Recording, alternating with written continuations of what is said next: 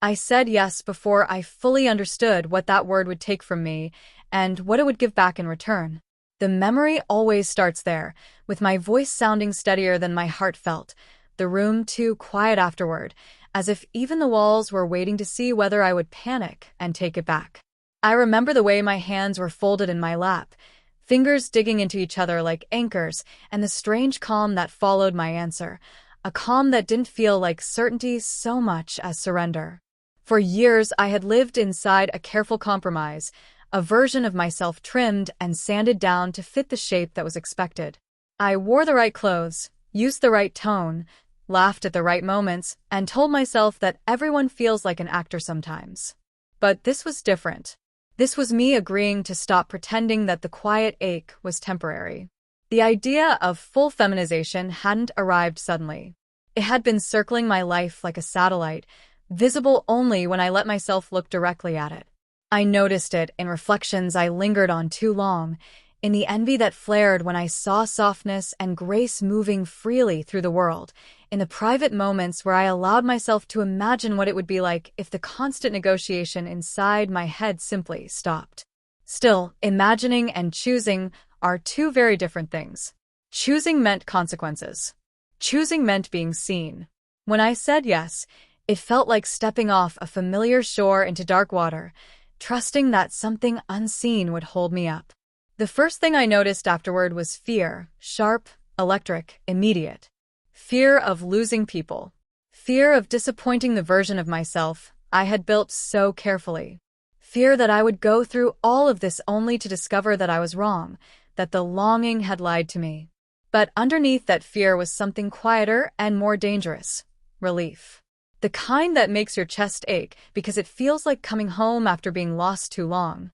The days that followed were strange and hyper-detailed, as if my senses had turned up their volume. Every morning I woke up with the same question hovering over me. Did I really agree to this? And every morning, after the rush of panic, came the same answer. Yes. I would sit on the edge of my bed and feel the weight of my body, familiar, yet suddenly temporary, like a draft version of something still being written. Even mundane actions, brushing my teeth, choosing what to wear, felt loaded with meaning. I began to notice how much effort I had always put into appearing solid, unchanging, unquestionable. Letting that go felt like unclenching a fist I hadn't realized was always tight. The first external changes were subtle, almost disappointingly so, but emotionally they landed like thunder. A different posture, a softer cadence in my voice when I stopped correcting it, allowing my expressions to linger instead of snapping them back into neutrality. These weren't dramatic transformations you could point to in a before and after photo, but inside me they felt seismic. Each small adjustment was a quiet rebellion against years of self-surveillance. I became acutely aware of how often I had policed myself, how many impulses I had dismissed as inappropriate or embarrassing. Saying yes had given me permission to stop doing that, and the freedom was both exhilarating and terrifying. Socially, the tension crept in almost immediately. Conversations felt like walking through a room full of fragile objects, every word needing careful placement. I tested the waters with honesty, sharing just enough with people I trusted to gauge their reactions.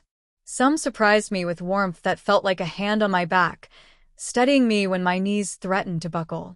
Others responded with confusion, or concern disguised as practicality, asking questions that sounded reasonable but landed like doubts.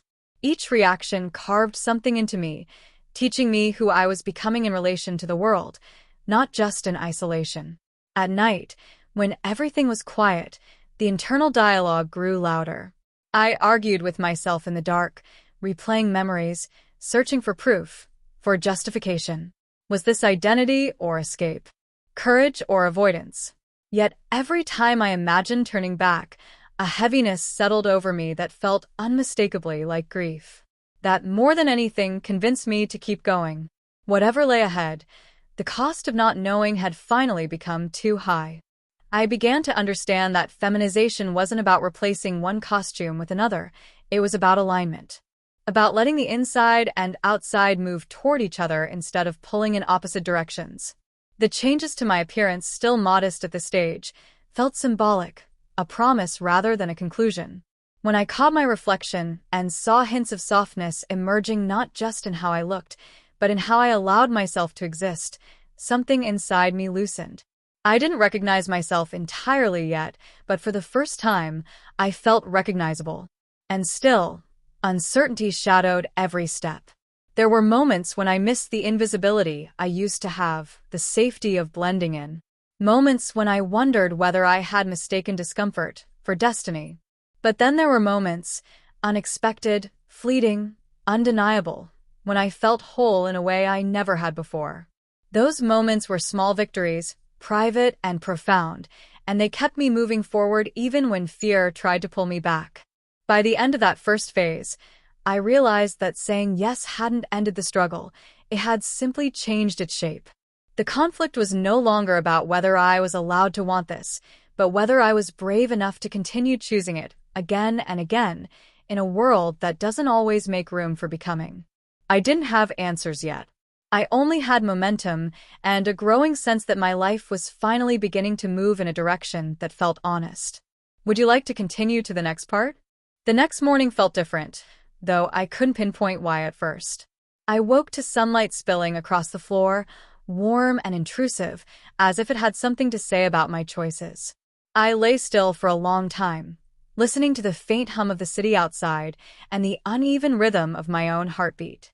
The room seemed smaller, more intimate, and I felt the strange sensation of my body being at once mine and entirely new, a vessel under construction, delicate, promising, and fragile. Clothing became a battleground and a revelation at the same time. I had always dressed for camouflage, muted colors, layers that hid my shape, shoes that avoided attention. Now, each piece of fabric I touched carried weight. I lingered over skirts and blouses, tracing textures and imagining how they might move with me, how they might feel against skin that suddenly seemed hyper-aware of every sensation. Pulling on my first properly fitted top, I realized that the mirror reflected someone I had only whispered about to myself for years. It wasn't perfect, it wasn't polished or stylized, but it was undeniably me, or at least a version of me I had never dared let exist. The small victories came first, the gentle curve of my wrist when I raised my hand, the way my shoulders relaxed when I let go of tension, the subtle tilt of my head that made my eyes feel larger, softer. Each adjustment was like discovering a new note in a song I'd known by heart, but never fully heard. And yet, the emotional undertow was relentless. Every glance in a reflective surface was a negotiation. Was this real? Could I let other people see this? Could I survive being looked at, questioned, or misread? My mind kept swinging between pride and panic, exhilaration and doubt. Social interactions became their own kind of crucible.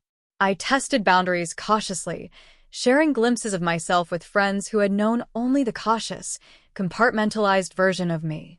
Some responded with warmth, curiosity, and care. Others faltered, recoiling slightly as if I had broken some unspoken rule of familiarity. Each response stung and healed in equal measure. I realized that acceptance from others was fleeting and conditional, but self-acceptance, that raw, stubborn recognition, was becoming my lifeline. The physical changes began to layer on top of one another. My hair, once short and functional, grew longer, heavier, and more expressive of an inner rhythm I hadn't acknowledged before. Softening lines appeared where I hadn't noticed them, subtle shifts in posture that made movement feel like water instead of machinery. I experimented with makeup, terrified of every brushstroke, exhilarated by the tiny transformations it allowed. Each morning became a ritual, each evening a reflection, and in the in-between I wrestled with a strange duality. The person I had been and the person I was becoming coexisting in the same frame, sometimes harmonizing, sometimes clashing violently. Then came the first moments of outright confrontation with the outside world. A casual errand, a coffee run. Nothing dramatic, felt like walking into a spotlight. Each passerby's gaze felt amplified, each murmur in the air a potential judgment. I felt the familiar coil of anxiety tighten, but I also noticed a strange thrill. I existed openly now, in a way I never had. The risk was enormous, but so was the liberation. That day, when a stranger complimented me on my style without hesitation, I realized how starved I had been for acknowledgement of my real self. The compliment wasn't just kindness, it was recognition, and it struck me with the force of a revelation. Yet the journey was far from linear. There were moments when I doubted everything, when the reflection in the mirror seemed a stranger mocking my courage. Nights were hardest. Alone, in dim light, my mind replayed every misstep, every imagined critique, every small failure. I learned to sit with the discomfort, to breathe through it, to remind myself that transformation wasn't about perfection. It was about presence, about witnessing the evolution without demanding immediate mastery. By the end of these early weeks, I realized something profound. This path wasn't about changing from one version of me into another. It was about peeling back layers, revealing textures and depths I hadn't allowed myself to explore. Each decision, each subtle alteration, each brave admission to myself was a step deeper into authenticity. And although the world outside remained unpredictable, sometimes unkind, sometimes indifferent, I felt a growing reservoir of internal strength. I was learning to inhabit my body fully, to speak with my own voice, and to hold space for the person I had longed to be without apology. Would you like to continue to the next part? The first time I left the house fully dressed in what I now considered my own style, my reflection in the window caught me off guard. It wasn't just the clothes or the hair or the faint curve of my silhouette. It was the confidence that had begun to settle into my posture, uneven but undeniable, like the first tentative notes of a song finding harmony. I felt exposed, yes, but also alive in a way I hadn't imagined possible. The air against my skin felt sharper, the city sounds louder, and every glance in passing windows seemed to track me, not with judgment alone, but with curiosity. I realized I had become a subject in my own story, not just an observer. Each interaction was a subtle negotiation between who I had been and who I was becoming. Friends who had known me for years hesitated at first, their eyes flicking to see if this new version would crumble or falter. Some smiled, some stumbled over words, and a few couldn't hide the tension behind politeness. I learned to read reactions like a language, understanding that each one was not just about me but about the comfort zones I was quietly challenging. The hardest part wasn't rejection, it was the uncertainty, the constant question of how much to reveal, how much to protect, and when the balance might tip toward catastrophe. Physical changes became increasingly tangible. My face, subtly softening with each passing week, was a constant reminder of the transformation that wasn't just external, but deeply internal. My hands, once rough and impatient, learned new movements, graceful, deliberate, softer. Even my voice, which I had trained with mirrors and recordings, now carried inflections I hadn't thought possible. I would speak in the mirror for minutes at a time, listening to the cadence, learning how it could feel both natural and wholly mine. It was painstaking, frustrating, and exhilarating all at once, a dance between frustration at imperfection and awe at incremental progress. Emotionally, the journey oscillated between dizzying highs and crushing lows. There were mornings when I felt unstoppable, a quiet radiance in my chest, a thrill at every step, every smile I could give without hiding. And then there were nights when I collapsed onto my bed, exhausted, questioning every choice, every desire, every reflection in the mirror. The emotional landscape was raw, jagged, and unrelenting, but I began to recognize it as a measure of authenticity. If it hurt this much, if it felt this intense, then it was real. Moments of social confrontation grew inevitable. A casual outing to the store could become a test of courage. I learned to anticipate stares, murmurs, the weight of curiosity, and even subtle disapproval. Yet, with each encounter, I also felt something I hadn't expected: resilience. I began to notice a strange pride, not in defiance, but in survival. Surviving my own vulnerability, surviving the world's scrutiny, surviving the doubt. These became milestones more meaningful than any reflection in the mirror. There were surprises, too. Strangers' kindnesses, unexpected moments of connection, glimpses of empathy that left me staggered. A simple compliment from a barista, a smile from a passerby, even a fleeting acknowledgement of my existence in its truest form, it all reinforced a quiet, stubborn truth. The world could respond to the real me, and I could stand before it without shrinking. Through it all, the inner dialogue never ceased. I wrestled with identity, longing, fear, and exhilaration in equal measure. I argued with the self I had been and negotiated with the self I was becoming. Yet beneath the turmoil, a steady thread emerged, a sense of alignment, a sense that each small choice, each brave act of self-expression was weaving a tapestry that felt undeniably my own. By the end of this phase, I realized that transformation wasn't simply about becoming feminine or about adopting a new identity. It was about coherence, about reconciling the inner and outer self and discovering the courage to inhabit the space between.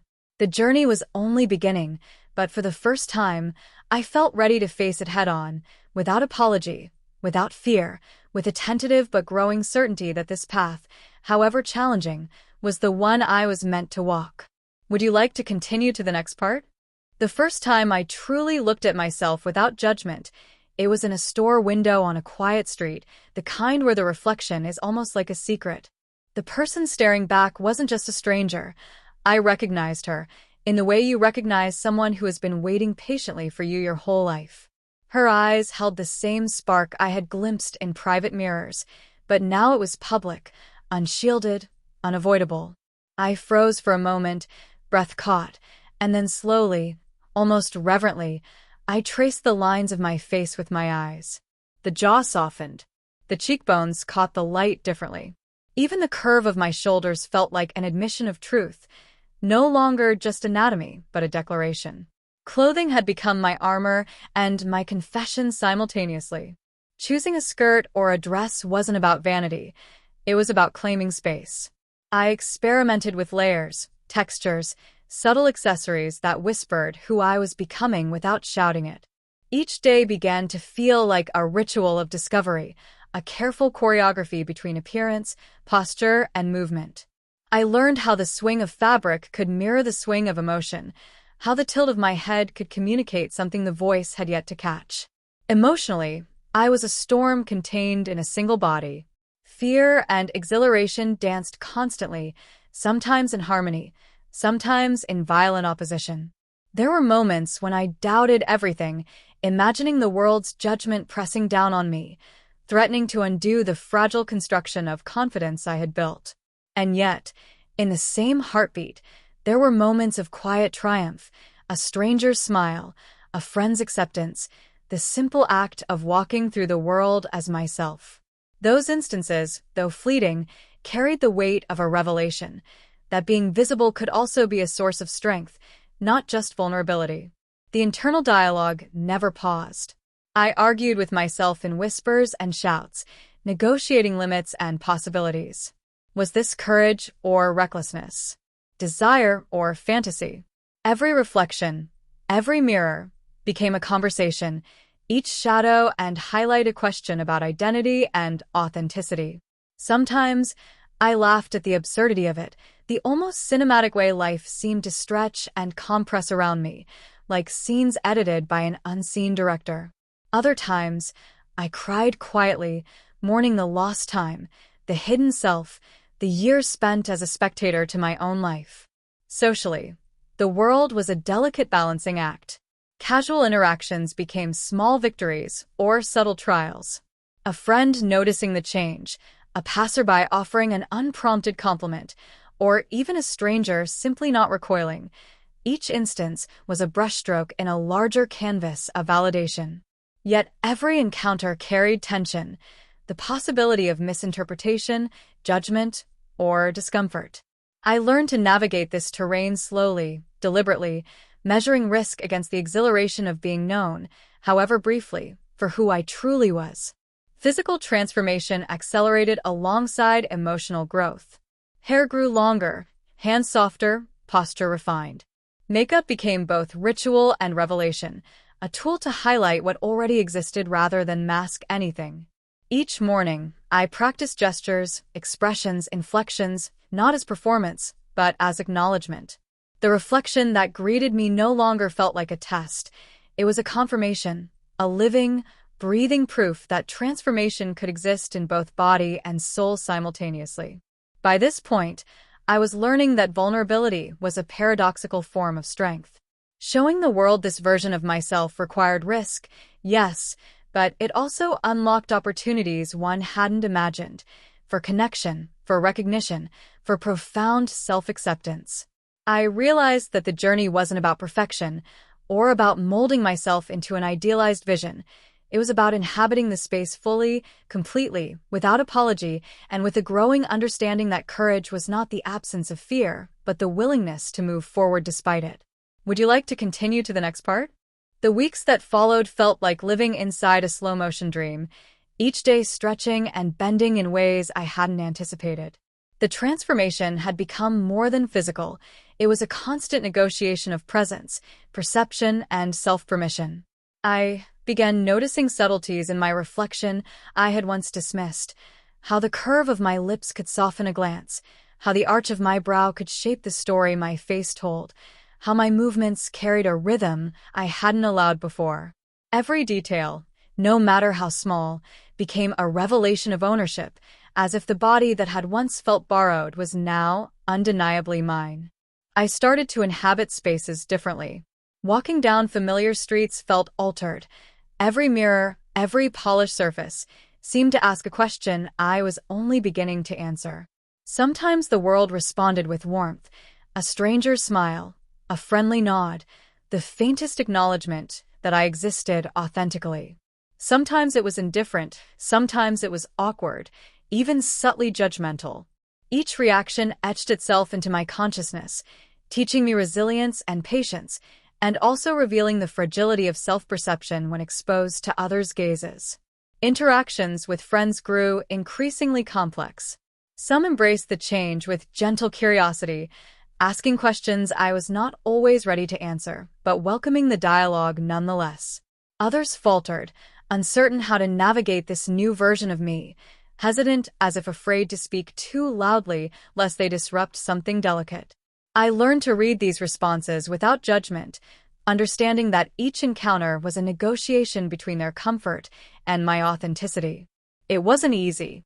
There were moments when I longed for the old invisibility, for the safety of blending in.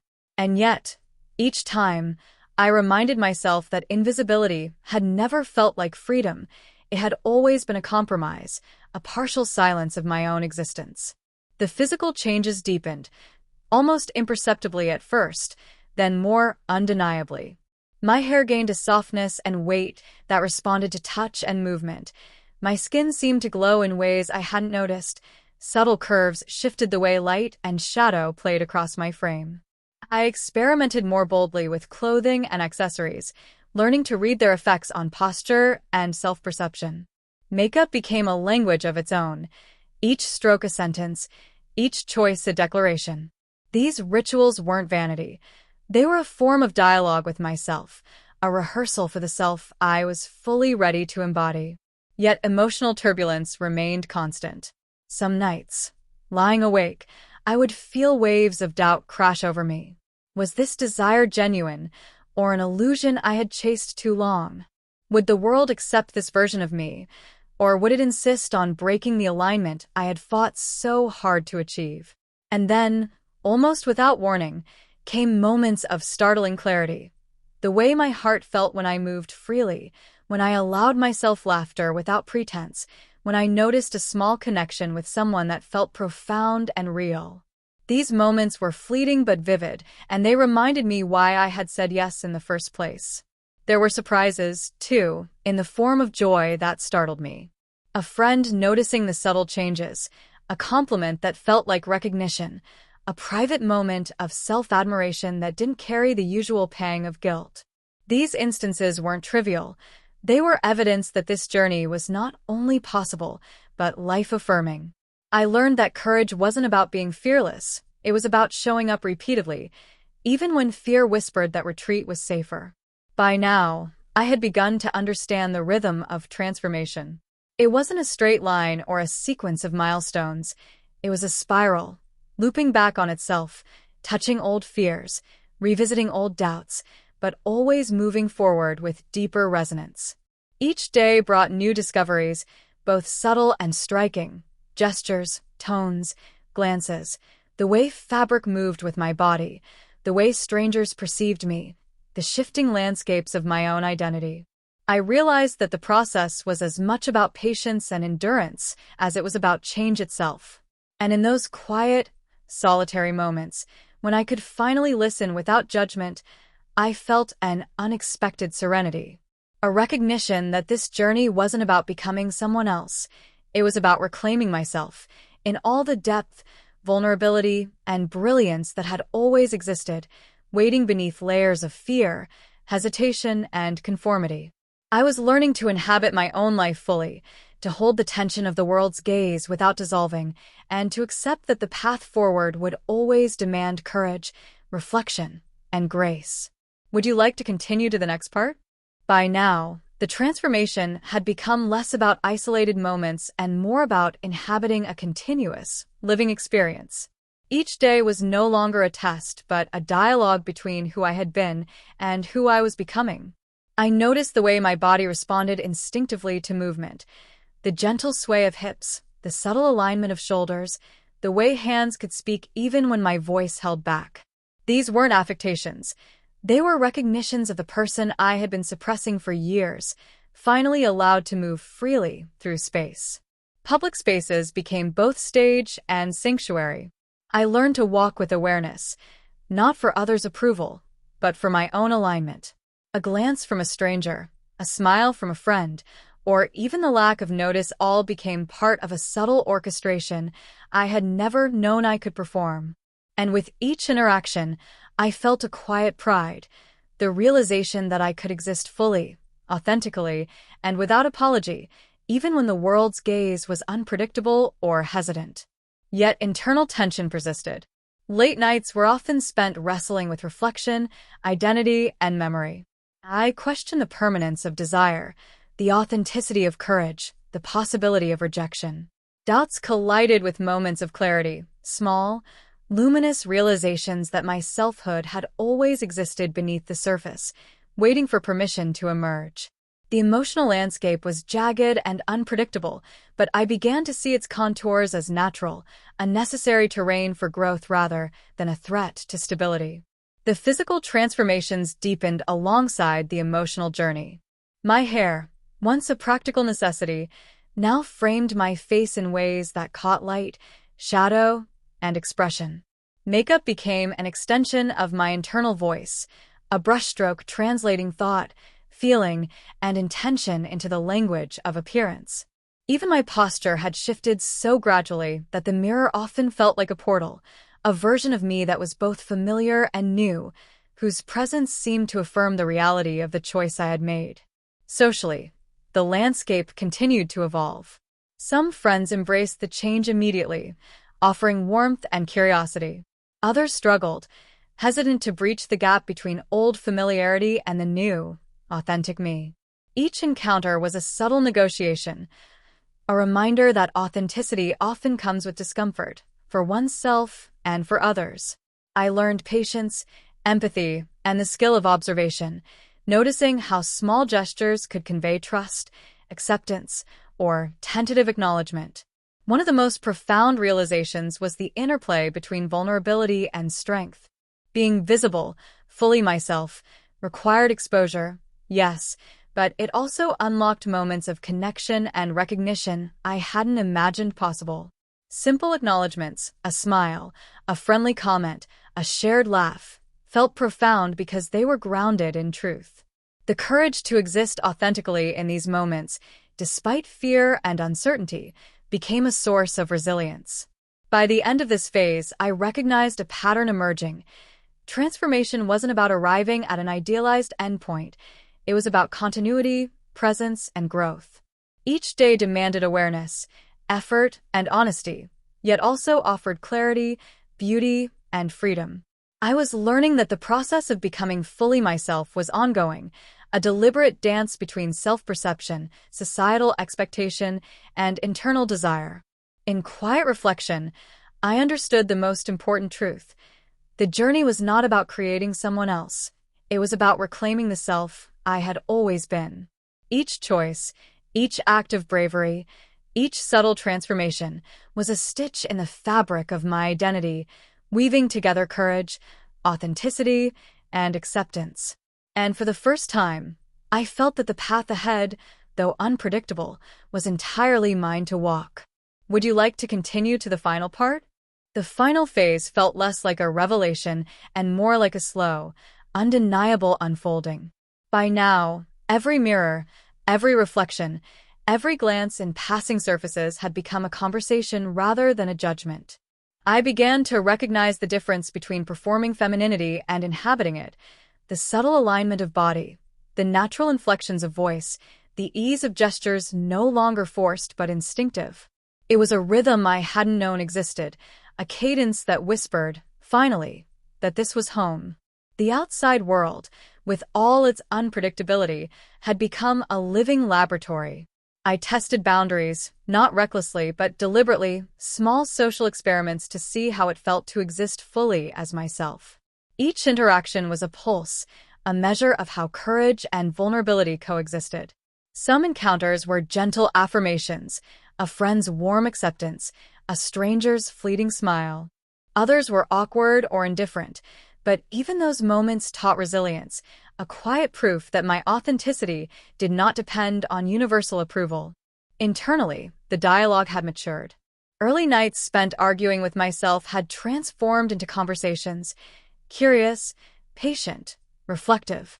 I no longer sought to silence doubts but to listen to them, understanding that uncertainty was part of the terrain of growth. Moments of fear and exhilaration coexisted, often in the same breath, creating a tension that felt alive, necessary, even sacred. I realized that courage wasn't the absence of fear, it was the willingness to move forward, step by step, despite it. The physical transformation reached a point of harmony with the internal one. Hair, posture, voice, hands, and gestures no longer felt separate from identity. They were extensions of self, seamless and intentional. Makeup, clothing, and style became tools of expression rather than masks, reflecting nuances of personality and emotion rather than concealing them. Each day offered new insights: how light caught the cheekbones, how movement could convey confidence, how subtleties of expression could communicate what words could not. The emotional depth, once chaotic and overwhelming, had softened into a sustained clarity. I could experience joy, pride, and vulnerability in the same moment, and understand that they were all facets of authenticity. There were still challenges, moments of doubt, of societal misunderstanding, of private longing, but these no longer held the same weight.